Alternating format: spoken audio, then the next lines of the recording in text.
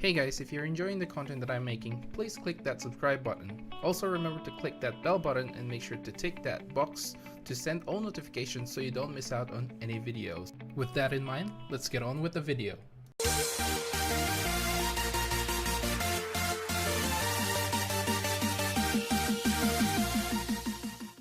What's up guys, welcome to Munchkins Gaming, where we take your gaming to the next level. This is Munchkins logging in to finally bring you my Final Fantasy XIV Ninja point of view on SIGMASCAPE first floor in Savage, or more commonly known as O5s. Now, I just want a quick note about things that are going to be happening here, because this video is basically to help you guys maximize your DPS in ways that I have found myself to maximize my own DPS. Now, not necessarily everything that I say I will actually do in this video, because this video is going to be one fight that I just picked out of all the things that I've recorded, and basically I'll give you guys what you should be doing and what you should not be doing. So in this instance, basically listen to what I say, not watch what I do. I will do most of this most of the time, but in some cases I will say something that I will probably not be doing in the actual video. So I will point those things out and let you know what you should be doing in some cases. And the other thing that I want to say is this is not actually one of those speed runs. So if you're looking for a speed run video, I can make that, because we actually did a couple of speed runs on O5s if you guys are interested, and that's a whole different rotation and opener of what you should be doing. So in that case, let's start off again from the very beginning. One more thing is, I do hope you guys actually know your ninja rotations and your openers, because I'm not going to be going in too much detail for that. So, you know, if you need rotations and openers, there's a lot of that. You know, just Google ninja rotations and you'll find a lot of openers and rotations, what you should be doing. So for the opener that I picked for this particular fight is going to be the Tenchi-jin opener with the 5th GCD. The main reason for this is because of the boss's rotation. Basically, if you use the Bavakrava opener, I hope I'm actually saying that right, because I keep forgetting what it's called. But if you are using the Bava opener, basically what happens is you won't be able to use the Tenchi-jin with a trick attack later on if you decide to, you know, withhold off your nin ki. So it's because of head on, basically you won't have the time to use the trick attack at that time, and you will get pushed back. So that's a trick attack waste if you even manage to get that to that point. But I'm sure I've tried and I don't think it's quite possible to do it. But anyway, let's backtrack a little bit. So basically, after your opener, Remorse comes in, and this is where arm's length is basically the key, so you don't get off the boss. Normally it's about 1 GCD, so once you see it, just do 1 GCD and then use your arm's length straight away after that GCD, and that way you weave through that arm's length and it should last until he does his pushback. Now this is the head-on I was talking about. You can use Shade Shift to reduce the amount of incoming damage, and also you can use your Sutichi to get close to the boss. And this is basically the whole reason why I said earlier the Tenchi-jin opener is probably the best one to use out if you are not speed running. Like I said earlier, speed running is totally different.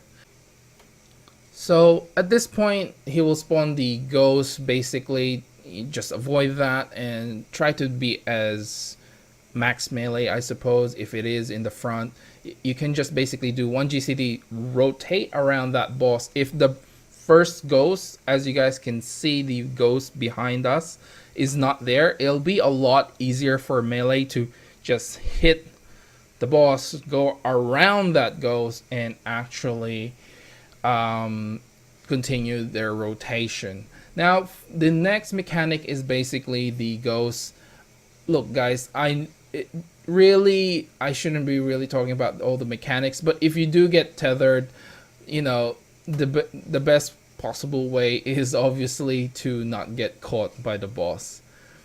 So, as you guys can see, one more thing is that our Kusatsu is up, but we are actually going to be saving that. So we're going to use our Tenchijin again, but this time it's going to be the Shuriken, the Firebolt, and Doton. Sorry, I can't remember the Japanese names sometimes. So we are saving off our Kusatsu for basically the ad phase. So, you know, one more thing, if you can save your Jugulate or Mug for this, basically Jugulate should be up for you, because once you Jugulate, you do your auto attacks as well. So that means that you are gaining some Ninki, even though you're using your AoE skill, which again, I kind of don't remember.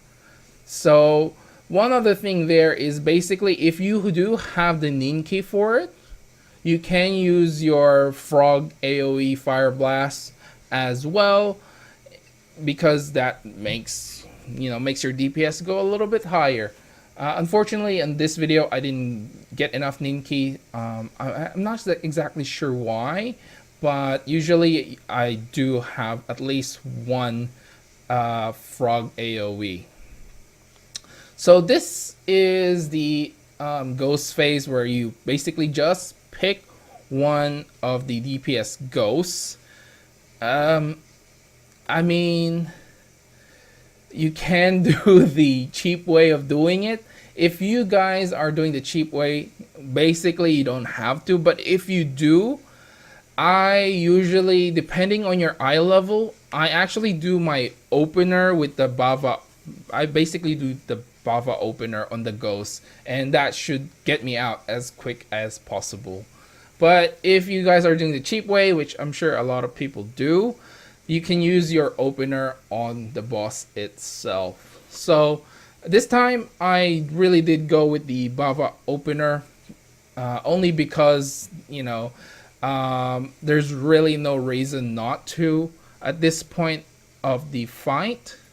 And basically the fight just rotates to what the mechanics that you already know. So I'm not gonna be going too much detail, because this is basically where you just do mechanics. You just do your Tenchijin with trick attack. If you can hold it off, then that's one of the things that you can probably do. Or obviously hold off your trick attack so it lines up with your Bava Krava. And honestly, this fight is quite easy from this point on. It's basically all, like, it's gonna be a DPS check if your, you know, eye level is a little bit low, but it shouldn't be at this point in time. And I know this video is very, very much late, and I do plan on doing the others as well. However, that will all depend on how good this video does. And one more thing that I forgot to actually say, if you guys time your Tsukichi right, you won't get the knockback, and you will just, you know, teleport straight away to the boss, which means you have more uptime on the boss. So if you guys can practice that, so once you see the pushback or head on or whatever skill that has a pushback, except for the remorse one, you can actually Tsukichi yourself and time it just right for you to be pushed back and to actually get onto the boss. So yeah, that's basically it for this video, guys. Remember to click like, subscribe, and share this video if you find it helpful at all. As always, I'd like to hear from you guys. If you guys find anything that will help the ninja community, please let me know in the comments below what you do differently. Like I said, this is not a speed run. If there is some interest in that, I will actually do a video on it. Like I said, it depends on how well these videos do. But in that note, follow me on Twitter and on Facebook. This is Munchkins logging off, and I'll see you guys in the next level.